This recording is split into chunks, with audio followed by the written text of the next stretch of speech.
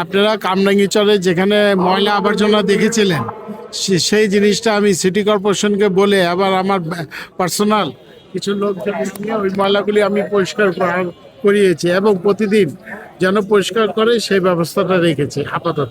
আমি জনগণকে যেটা ঢাকা ৭ প্রতিটি এলাকায় গ্যাসের সমস্যা এটাই আমি আগে সমাধান করার কথা দিচ্ছি যে আমি নির্বাচিত হইলে সরকার যদি আমাদের সরকার গঠন করতে পারি তাহলে আমি এই কাজটা প্রথম করব।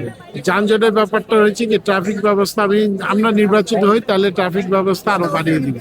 আমি নির্বাচনে ভালো সাড়া পাচ্ছি, যেমন সাধারণ লোকরা ওদের উপস্থিতি অনেক পাই, আমি যেখানে যাই উপস্থিতি দেখি তারা খুবই ভালো। তারা বলছে আপনাকে ভোট দিব এবং আপনাকে জয়যুক্ত করবে।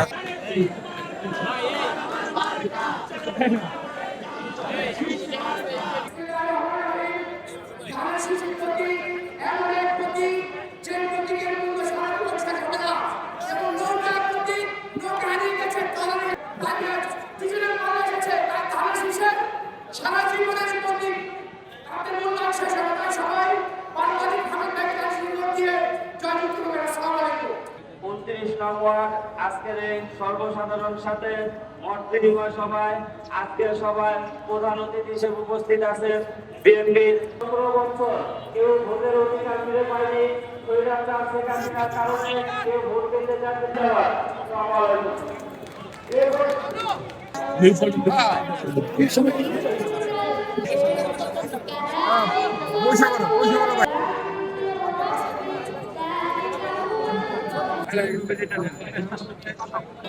পর্যায়ে বক্তব্য রাখবেন